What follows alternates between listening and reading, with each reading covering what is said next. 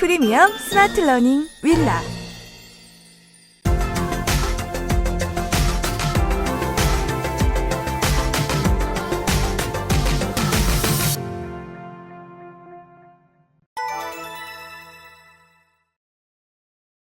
제가 오늘 말씀드린 것은 철학적으로는 이렇게 객관이라는 말이 어렵지만 국어 사전에 나오는 정도의 객관이에요. 제가 말씀드린 객관은 그게 뭐냐면요, 너무 쉬워요.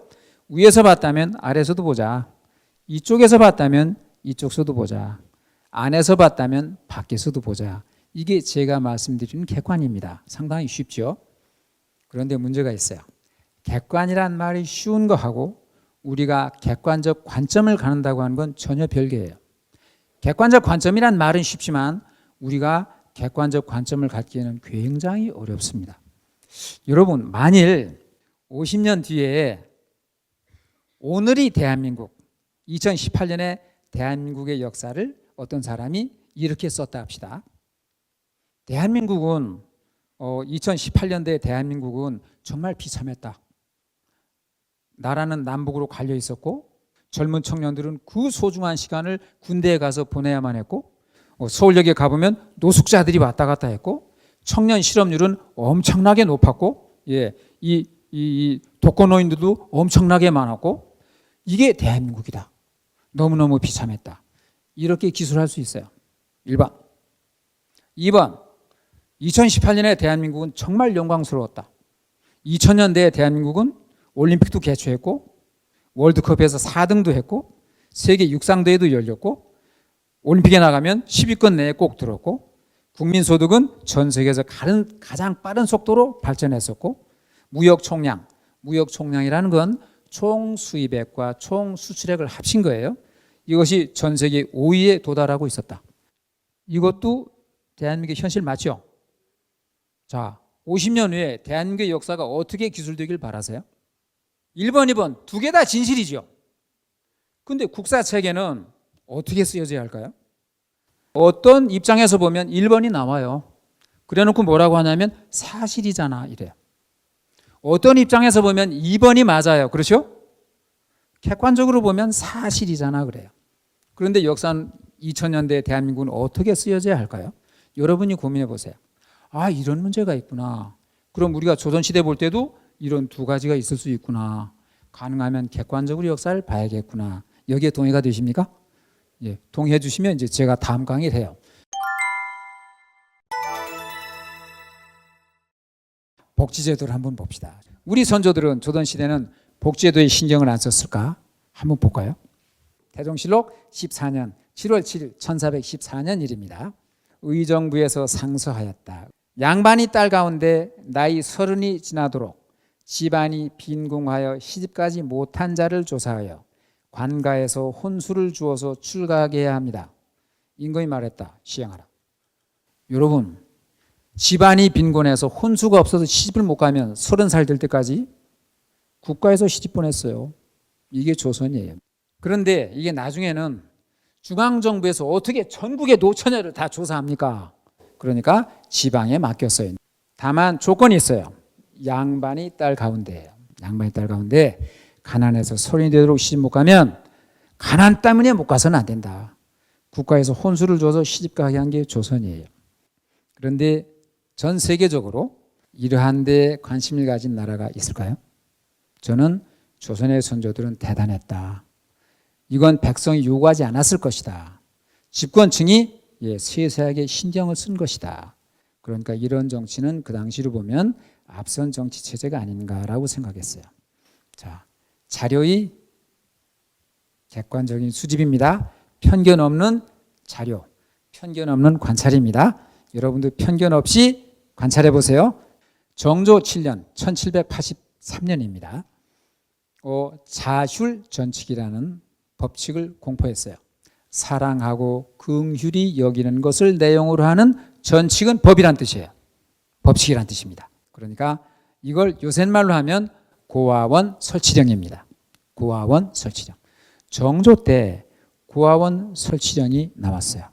한번 볼까요? 걸식 아동을 구하고 수용하는 경우에는 진휼청 밖에 거처를 만든다. 진율청은 요새 말로 하면 원호청 그쯤 생각하시면 돼요. 진율청 밖에 거처를 만들어서 수용한다는 뜻이에요. 자, 걸치아동이에요. 거지아동은 수용하게 돼 있어요.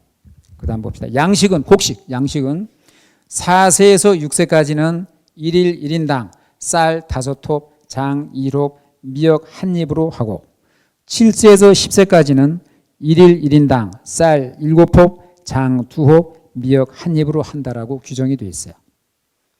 저는 이거 보고 소름이 쫙 끼쳤어요.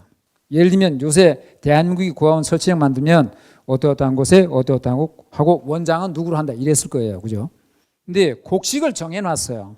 근데 여러분 이상하지 않으세요? 쌀 5톱이면 6살까지는 이거 가지고 먹어요. 쌀 5톱이면.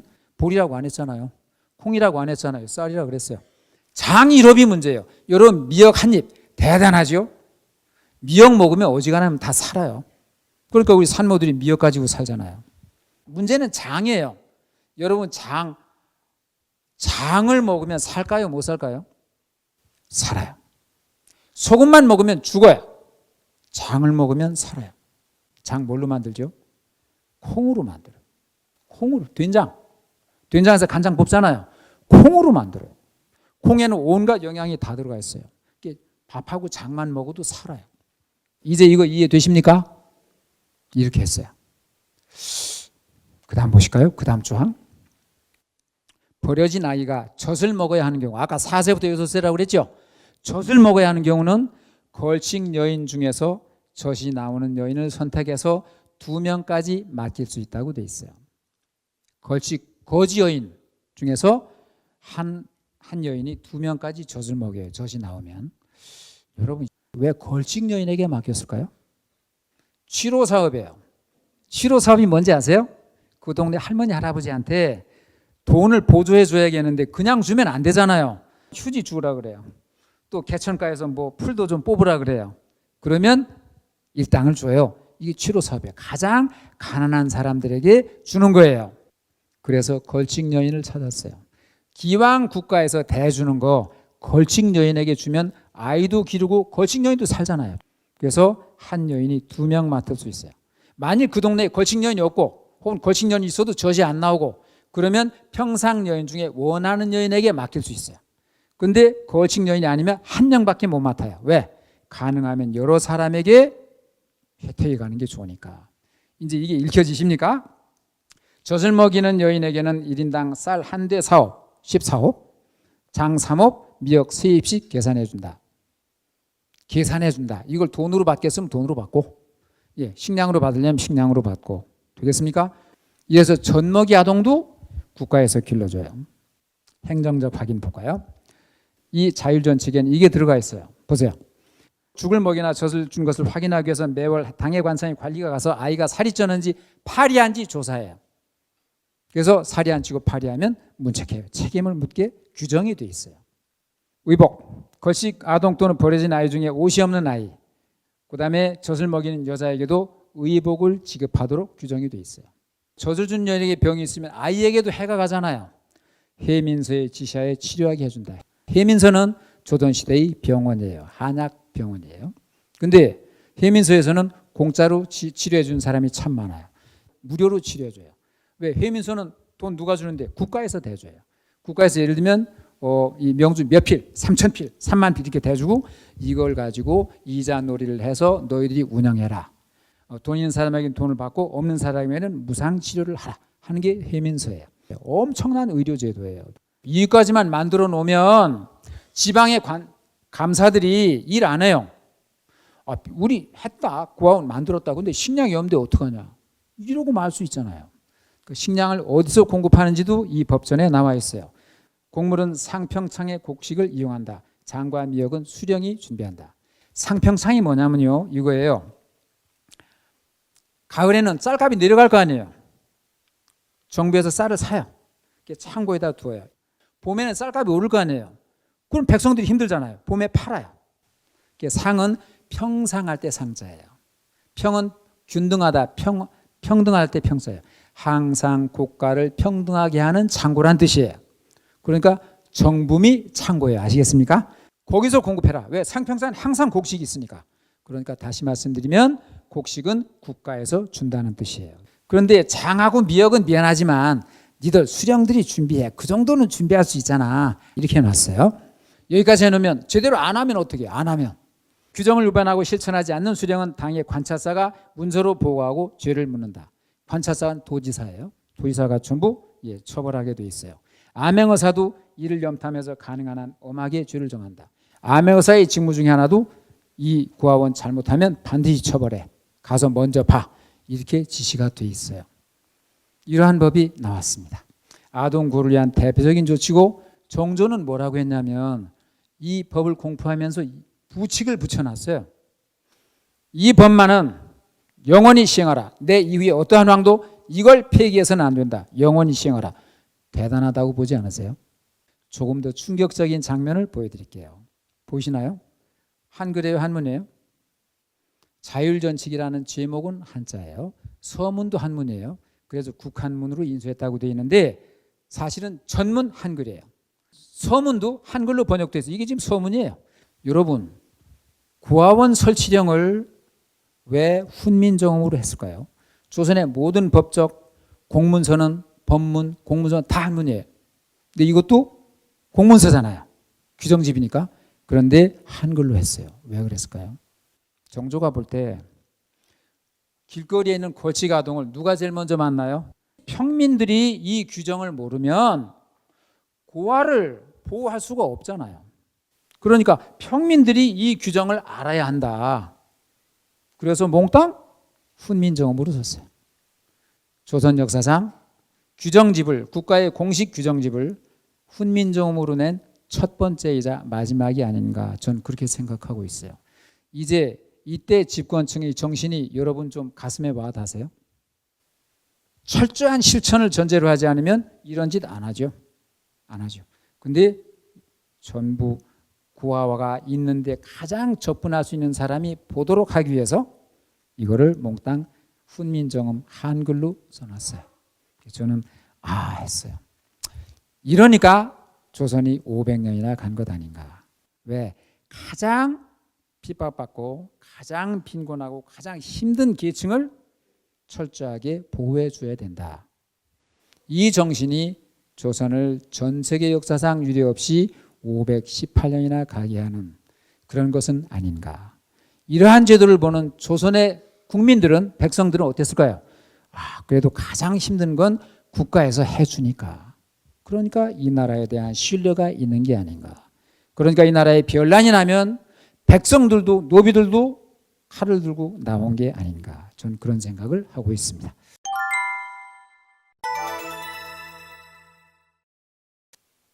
이제 법률로 넘어가겠습니다. 여러분, 조선이 법이 있는 사회 같아요? 없는 사회 같아요? 수많은 드라마를 봐도, 영화를 봐도 조선은 법도 없는 사회 같아요. 근데 저는 아까 편견 없는 자료의 수집, 편견 없는 관찰을 해보자고 하는 거예요. 여러분, 근대법의 상징은 뭐냐면요, 근대법의 상징은 삼심제에 있어요. 조선시대는 삼심제가 있었을까요, 없었을까요?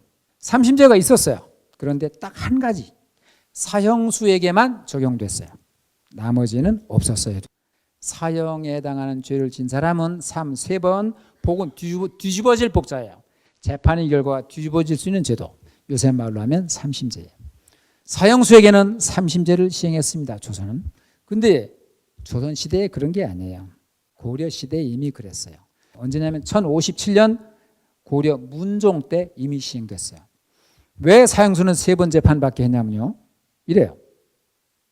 사형이라는 것은 국가가 백성의 생명을 빼앗는 것이다. 그런데 만에 하나 재판을 잘못해서 생명을 빼앗으면 영원히 원상회복이 불가능하다. 아무리 돈으로 보상해줘도 소용없어요. 생명 안 살아나요. 백성의 생명을 이처럼 아껴줬어요. 그처럼 생명은 중요하다. 그러니까 사형수는 3번 재판을 받도록 하라. 이게 1057년 고려 문종 때 이미 시행이 됐고 조선시대에도 그대로 시행이 됐습니다. 편견 없는 자료의 수집 한번 봅시다. 심리록이라는 책이 있어요. 사형수 누가 재판했을까요? 1심 감사가 했어요. 2심 관찰사 도지사가 했어요. 3심은 누가 했을까요? 재판장이 있어야 되잖아요. 전국의 사형수를 전부 한양으로 불러 모았어요. 형조에 불러 모았어요. 재판장은 원칙적으로 왕이 직접 했어요. 사형수가 올라오면 사형수만 오겠어요? 공소장이 같이 올 거 아니에요. 관찰사가 이 사람 이러해서 사형을 언도했습니다. 이렇게 올 거 아니에요. 이 공소장을 읽었어요. 그리고 이 공소장과 자기가 판결한 내용이 있을 거 아니에요. 그거를 문서화했어요. 그래서 모아놨어요. 우리 선조들의 기록은 대단해요. 이걸 다 모아놨어요. 정조가 죽기 전에 신하들이 그 책으로 냅시다 그랬어요. 내라. 그게 심리록이에요. 심리록은 그러니까 정조가 사형수를 재판한 내용이 다 들어있어요. 정조는 왕노릇 24년 했어요. 1776년에서 1800년까지. 통계를 내보면 1112건이 사형수를 재판했는데 정말 사형을 집행한 것은 36건이에요. 343건은 석방했어요. 나머지는 감형했어요. 이처럼 왕은 백성의 생명을 아껴줬어요. 정조는 이렇게 써놨어요. 나는 한번 사형수가 오고 공소장이 오면 그 공소장의 내용을 6번 내지 7번을 천천히 읽었다. 왜냐하면 한 자라도 잘못 읽으면 억울한 백성의 생명을 빼앗을 수 있으니까. 그러다가 이 백성의 생명을 살려줄 수 있는 근거가 발견되면 나는 참 기뻤다. 이렇게 써놨어요. 이게 조선의 재판 진행 상황입니다. 그러니까 왕이 함부로 백성 이리저리 죽였다 라는 영화나 드라마를 너무 믿지 마세요. 자, 인권의 문제를 한번 봅시다. 자, 추관지라는 책이 있습니다. 추관지라는 책은 뭐냐면 조선시대 형법을 몽땅 다 모아놨어요. 그리고 판례집, 중요한 판례를 다 모아놨어요. 여러분 조선시대에 재판 함부로 못해요. 관찰사가 재판을 하면 재판의 과정을 형조에 보고를 해야 돼요. 파발말을 띄워요. 그럼 형조에서 그 재판 잘했다. 그대로 하라. 아니면 그 재판 잘못됐다. 다시 하라. 이렇게 파발말로 편지가 왔다 갔다 해요. 우리 조선의 선조들은 이 편지를 다 모아놨어요. 형조에다가. 이게 판례집이 되겠죠. 이 판례 가운데 중요한 거 하고 조선의 형법 규정을 몽땅 모아서 정조 때 책으로 출판을 했어요.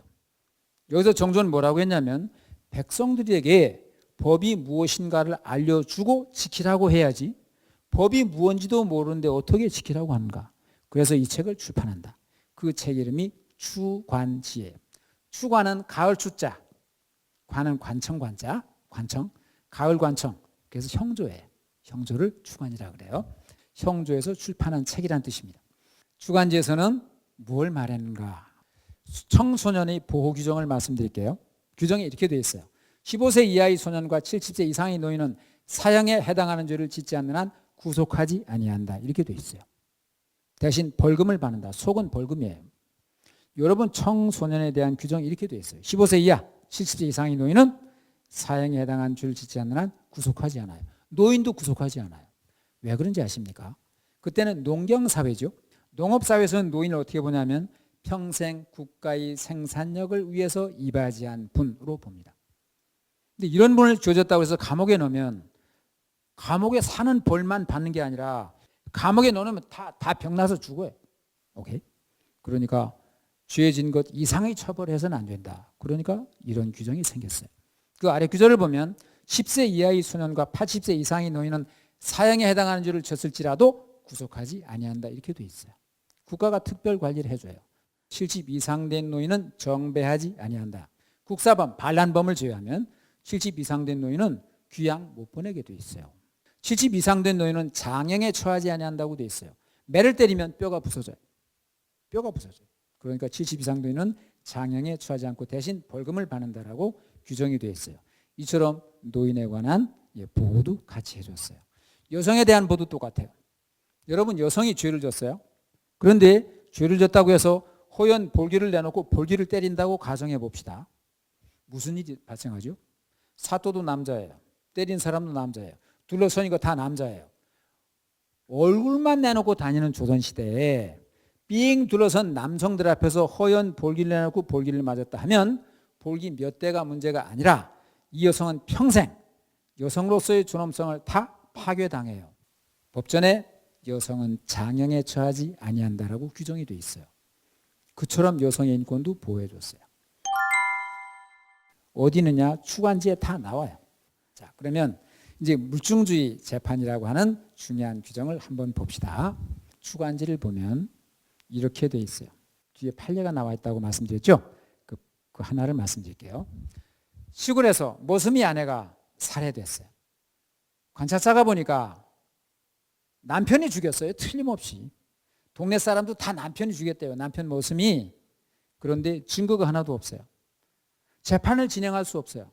왜? 조선시대는 물증주의니까. 그런데 틀림없이 남편이 죽였어요. 이렇게 재판을 진행할 수 없을 때는 관찰자는 형조에 문의 편지를 보내게 돼 있어요. 형조가 문의 편지를 이렇게 보내요. 본관이 보기에는, 본관이 누구냐면 본 관찰자. 본관이 보기에도 남편이 죽였고 마을 사람도 전부 남편이 죽였다고 한다. 그런데 심증만 있고 물증이 없다. 어떻게 하면 좋겠는가? 형조에 물어요.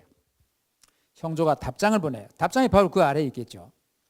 본조의 입장은, 본조가 어디겠어요? 본형조. 100명의 유죄수를 놓칠지라도 한 명의 무고한 백성을 처벌할 수 없다는 것이다. 따라서 이 사건 심증만 있고 물증이 없다면 방면함이 가하다. 방면하라 해서 석방해요. 그게 이 추관지에 나와 있어요. 여러분 대단하지 않나요? 물증 없으면 처벌 못하게 돼 있어요. 추관지 원문을 찾아봤어요. 한문으로 된 것. 심증 물증이란 말이 그때 있었느냐, 번역한 사람이 그렇게 바꿔놓은 거냐, 그걸 알려고. 원문을 딱 보니까 심증 물증하고 딱 나와 있어요. 심증 물증이란 말이 이미 이 시대 법전에 정확하게 나와 있어요. 그러니까 조선시대는 법도 없었다. 함부로 그렇게 생각하지 말자고요. 이러한 자료를 같이 보고 편견 없이 관찰해 보고 그리고 얘기를 해야 맞지 않은가 하는 말씀입니다.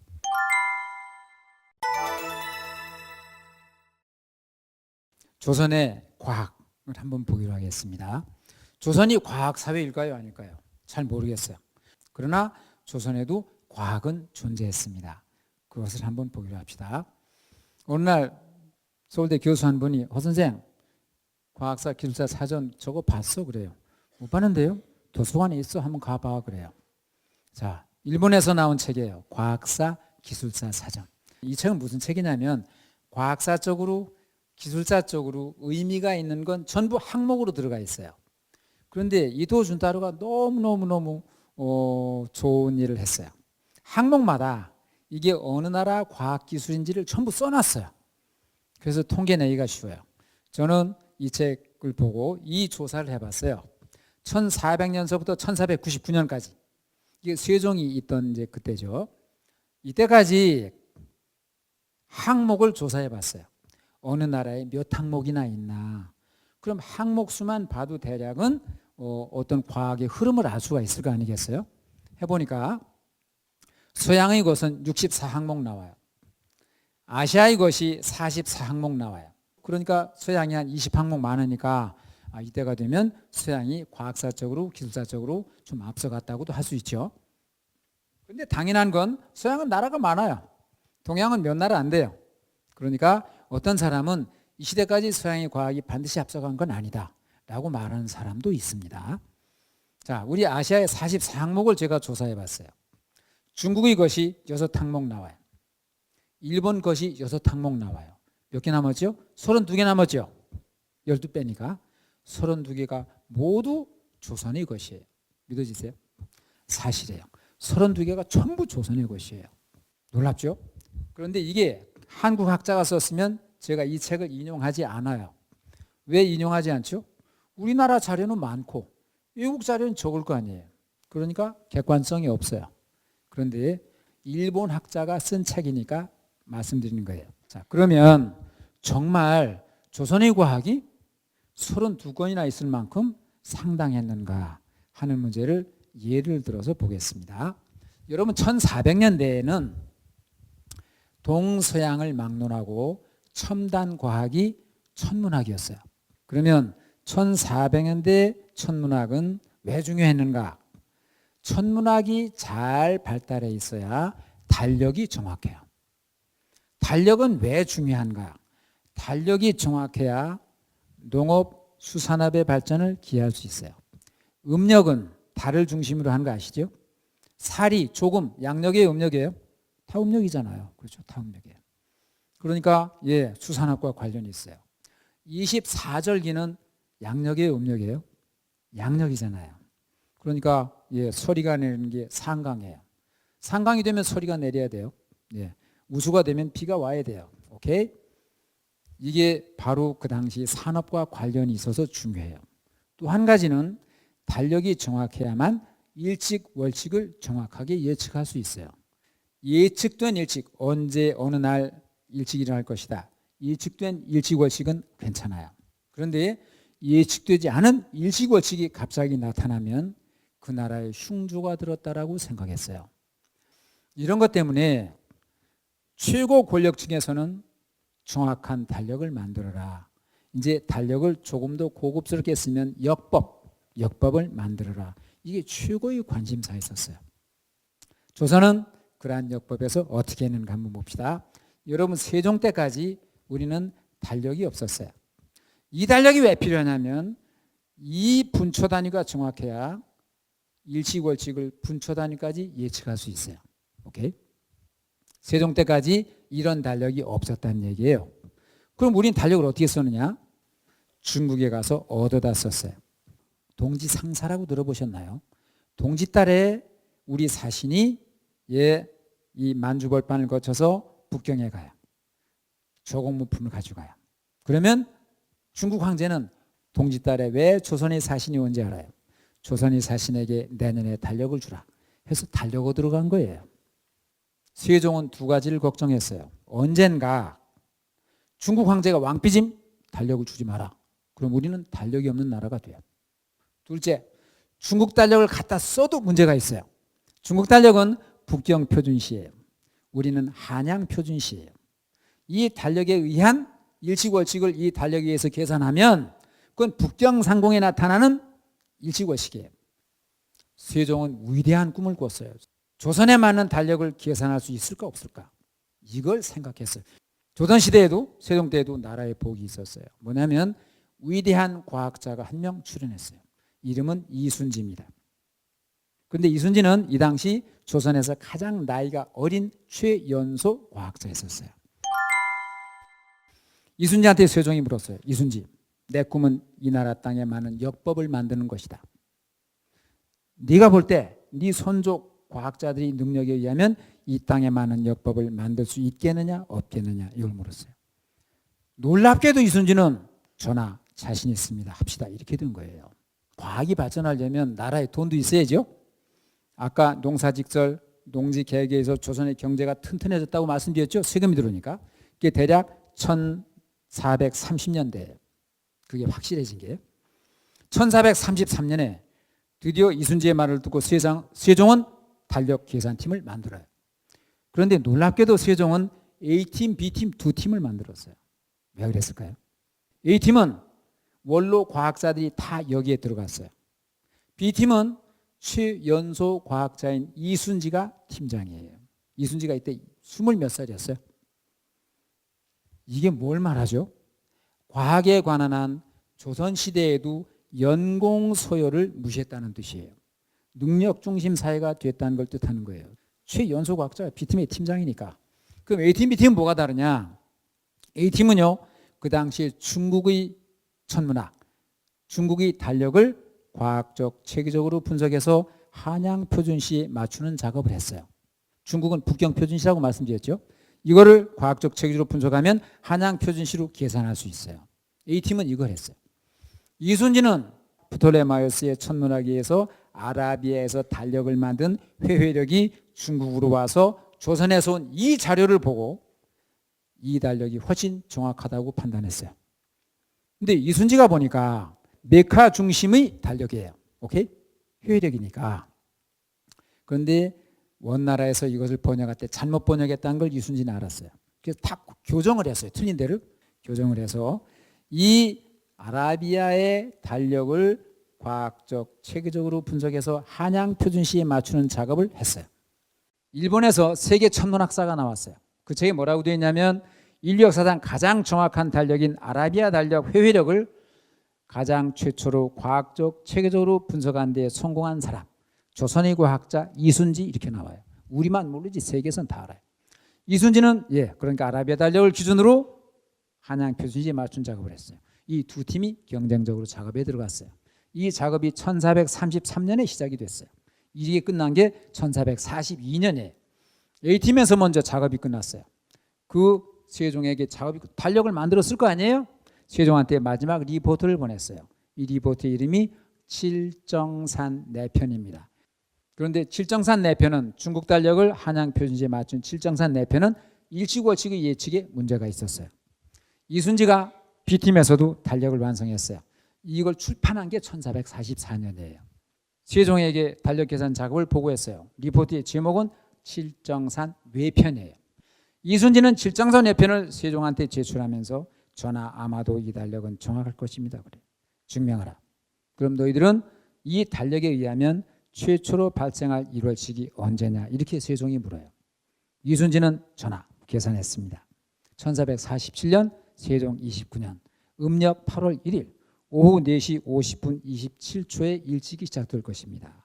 그리고 그 일식은 그날 오후 6시 55분 53초에 끝날 것입니다 하고 예측했어요. 이게 칼처럼 들어맞았어요. 세종이 너무 기뻐서 드디어 이 땅에 맞는 우리의 달력을 우리가 갖게 됐구나 하고 이 달력의 이름을 리포트의 글자를 따서 칠정력이라고 이름 지었어요. 그리고 향후 200년 동안 조선 정부는 이 달력에 의해서 일직 월칙을 예측합니다. 한국과학사학회에서 조사를 했어요. 이순지가 예측한 그날 그 시간 그분 그 초에 일식이 발생했는가. 이순지가 말한 그 시각을 분초 단위로 나눠서 실제 조사를 해보니까 1초도 틀리지 않았다는 게 증명이 됐어요. 한국과학사학회가 조사를 했어요. 1400년대에 자기네 지역에 맞는 달력을 스스로의 능력으로 만들 수 있고 일시월칙을 분초 단위까지 맞출 수 있는 정확성을 가진 나라를 전 세계에서 찾았어요. 몇 나라 나왔을까요? 3나라 나왔어요. 하나는 아라비아입니다. 하나는 중국입니다. 하나는 조선입니다. 3나라 이외에는 이러한 능력을 가진 나라가 없었다라고 한국과학사학회가 발표를 했어요. 그래서 한국과학사는 동시에 또 한 가지를 했어요. 1400년대 조선의 과학이 세계에서 어느 정도 했을까? 첨단에 속했었다라고 공식 발표를 했어요. 기준은 뭐냐? 그때까지의 수학의 수준, 천문학의 수준, 시간에 대한 관념이에요. 시간에 대한 관념이 엄청나게 정확했어요.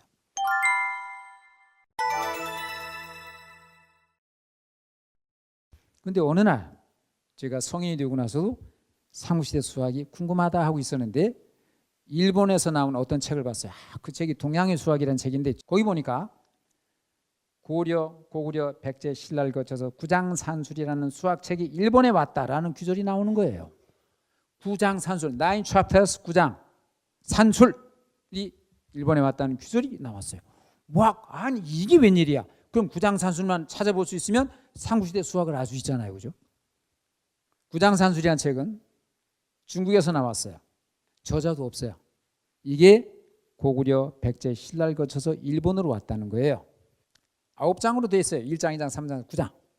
뭐 1장 직사각형 넓이 내는 거, 뭐 2장 삼각형 넓이 내는 거, 사다리꼴 넓이 내는 거, 원, 비례, 배분 나오다가 8장의 챕터 이름이 제 인생을 바꿨어요. 8장의 챕터 이름이 방정이에요. 여러분 중학교 때 방정식 배우셨죠? 한자도 똑같아요. 방정이에요. 아니 이게 웬일인가? 내가 중고등학교 때 배웠던 방정이란 말을 비록 중국의 수학책이지만 우리 삼국시대 선조들이 썼단 말이야. 이게 한자만 똑같이 다른 거 아니야? 하고 풀어봤어요. 제가 한문을 조금은 알잖아요. 풀어보니까 방정식 맞아요. 차수로는 2차까지 나와요. X자승 2차까지 나와요. 미지수는 5개까지 나와요. 5원 방정식이 나오는 거예요. 제가 풀어보니까 18문제의 방정식이 있었어요. 이게 서양 수학인 줄 알았는데 우린 조선 삼국시대에 우리 선조들이 본 수학책에 방정이 있다니. 9장 마지막 챕터 국어예요. 국어가 여러분 무슨 말인지 모르세요. 구는 허벅다리, 이 갈고리 구자예요. 고는 허벅다리 고자예요. 갈고리 허벅다리. 자, 이게 뭔가 봅시다. 마지막 챕터 9장에 1, 2, 3번 맨 처음에 1, 2, 3번 문제를 번역해 왔어요. 밑변이 3, 높이가 4면 빗변의 길이는 얼마인가? 되겠어요? 그 다음 빗변이요 밑변이 4이면 높이는 얼마인가? 3번 높이가 4, 빗변이 5이면 밑변은 얼마인가? 어디서 많이 봤죠? 피타고라스 정리라고 배웠어요. A자승 플러스 B자승 이고 C자승. 맨 먼저 들은 얘가 뭐예요? 3대 4대 5잖아요. 그죠? 3대 4대 5로 배웠잖아요. 3, 4, 5까지 똑같잖아요. 우린 이걸 피타고라스 정리라고 배웠어요. 다 풀이 이렇게 나왔어요. 밑변과 높이를 각각 자승하여 합하고 이를 개방하면 빗변이다. A자승 플러스 B자승 이꼴 C자승이에요. 맞죠? 근데 여기에 자승 개방이란 한자가 그대로 나와요. 삼가함수 많죠? 맞죠? 25문제에 삼가함수가 있어요. 아니, 우리는 이걸 피타고라스 정리라고 배웠는데 삼국시대 우리 선조들이 했다니. 오케이?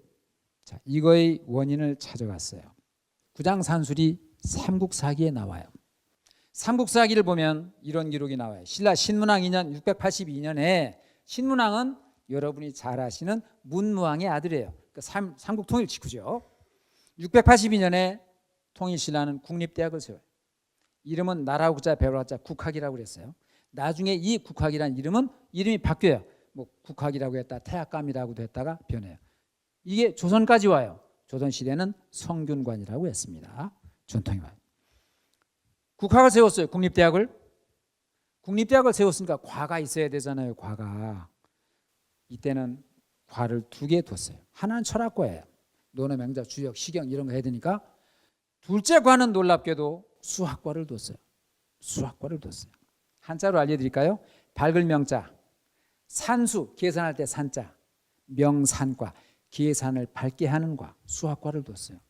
삼국사기는 어떻게 나오냐면 이 수학과에서 학생 모집하는 방법이 나왔어요. 여러분 삼국시대 골품제 있죠? 진골, 성골 따로 있잖아요. 이걸 무시했어요. 계급, 신분 다 무시하고 전국의 청소년 가운데 15세에서 30세까지 청년 가운데 수학에 재질이 있는 자는 뽑았어요. 그래서 9년 교육을 시켰어요. 철경, 3계, 9장산술, 6장산술을 가르쳤다라고 나와요. 저는 이걸 본 순간 가슴이 뛰었어요. 와, 3계, 철경, 9장산술, 6장산술만 구해보면 삼국시대 수학교육 상황을 알겠구나. 맞지 않습니까? 찾아봤더니 없어요. 3계란 책 우리나라에 없고 중국에 없고 일본에도 없어요. 사라진 거예요. 철경이란 책도 사라지고 없어요. 6장산술도 없어요. 9장산술 하나가 남아있어요. 중국 책이라는 걸 알게 됐어요. 그래도 제 가슴이 뛰었어요. 와, 이것만 보면 삼국시대 우리 수학 상황을 아는구나 하고 봤더니 이렇게 되는 거예요. 방정이 나오고 삼각함수가 나와요. 아까 이순지가 칠정산 외편을 썼다고 그랬죠? 칠정산 외편을 보면 이순지는 이렇게 말했어요. 밀률의 값을 우리는 3.14 1옥으로 계산하였다. 뭐예요 밀률이? 파이죠? 파이를 썼어요. 삼국시대 이미 3으로 썼어요. 근데 이름이 밀률인 거 보면 계산은 3으로 했지만 무한소수라는 걸 이미 알고 있었죠? 비밀스러운 비율이니까. 이 책에는 플러스 마이너스가 나와요. 플러스 마이너스 기호가 없어요. 한자에는 플러스 마이너스가 그런 데 나와요. 여러분 서양 수학사를 보면 마이너스를 언제 마이너스라는 개념이 나온지 아십니까? 방정식을 계산하다가 나와요. 방정식 계산하다 보면 이항을 시켜야 되잖아요. 이항을 하다 보면 마이너스가 나오게 돼 있잖아요. 그래서 마이너스가 나와요. 방정식을 연구하다가 이 책에도 보면 제8장 방정첩타에 마이너스가 나와요. 플러스는 바를 정자 정이라고 했어요. 마이너스는 여러분 빚진 걸 뭐라고 그래요? 빚진 걸 부라고 하죠. 빚진 걸 부담 할 때 부자 부라고 해요. 플러스는 정이라고 했고 마이너스는 부라고 했어요. 근데 부호가 없으니까 어떻게 알아요 그러면? 놀랍게도 수학책을 보면 빨간 먹으로 쓰여진 숫자가 있어요. 이게 마이너스예요. 이래서 이미 삼국시대에 플러스 마이너스 파이가 다 교육이 됐어요. 삼각함수 방정식이 교육이 됐어요. 저는 플러스 마이너스도 서양수학, 파이도 서양수학, 뭐 기하학도 서양수학, 방정식도 서양수학, 삼각함수도 서양수학. 전 이렇게 배웠어요. 아니구나. 우리 삼국시대에 자료가 있구나. 제가 이 자료를 본 건 편견 없는 자료죠. 그죠? 그리고 해석 편견 없이 했잖아요. 아니 이게 삼국시대에 돌아다녔구나. 왜? 삼국사기에 나오니까.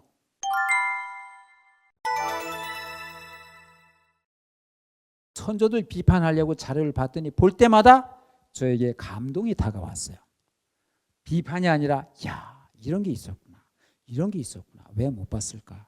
그래서 아까 케플러가 말한 이제까지 법칙, 이제까지 이론, 이제까지 신념을 버리고 관찰을 믿자 하게 됐고, 프란시스 베이컨이 말한 편견 없는 자료의 수집, 편견 없는 관찰, 그것이 진리를 찾아가는 첫 단계다 하는 말을 믿게 됐어요. 그래서 이제 우리는 우리 선조들이 남긴 자료를 편견 없이 볼 필요가 있다. 편견 없이 관찰할 필요가 있다. 이제까지 역사사주가 어쨌든 이 관찰의 결과를 믿을 필요가 있다라고 생각하게 됐습니다. 여러분 이런 걸 보시면 조선시대의 과학은 다시 봐도 되겠구나라는 생각이 드십니까? 마지막으로 증명을 해드릴게요. 인류 역사상 가장 위대한 50명의 학자를 들어라 할 때 꼭 들어가는 사람이 있습니다. 조셉 니담이라는 사람입니다. 이 사람은 전공이 과학사입니다. 이 세계적인 과학사가는 뭐라고 했냐면, 지금까지 우리는 조선의 과학이 중국 과학의 모방이거나 중국 과학의 아류라고 하는 편견에 젖어 있었다. 그러나 이제는 그러한 편견으로부터 벗어날 때가 되었다. 정작 우리는 조선시대에 무슨 과학이 있었어 이런 생각하잖아요. 이건 무슨 얘기냐면, 조선시대에 많지는 않지만 그래도 과학에 대해서 남아있는 자료들을 아직 국사라고 하는 책에 포함시키지 않았다는 뜻이에요. 그런데 왜 연구가 안 되는지 아세요? 국사학계에 대한 우리 지원이 너무 없었어요. 각 대학이나 아니면 다른 데에 우리 역사연구소를 하나 세워야 돼요. 그래야 다양한 자료를 편견 없이 볼 수 있어요. 편견 없이 관찰할 수 있어요. 저는 1000명, 2000명 단위의 국학연구소가 필요하다. 우리 역사연구원은 그러한 청년을 1000명, 2000명 길러야 된다. 그러면 이게 1세기, 2세기만 되면 우리 역사는 많이 연구될 것입니다. 우리 모든 사람들이 국사학의 발전에 지원을 해주고 힘을 모아줄 그러한 생각을 가져야 한다라는 생각을 하고 있습니다. 지금까지 제가 뭐 했냐면, 우리 자료를 편견 없이 모으자. 가능한 한 편견 없이 그 자료를 관찰하자. 그리고 역사적 결론을 내려야 하지 않겠는가라는 것을 예를 들어서 설명해 드렸습니다. 동의가 되실지 모르겠습니다. 동의가 되세요? 이상으로 끝내겠습니다. 감사합니다. 수고하셨습니다.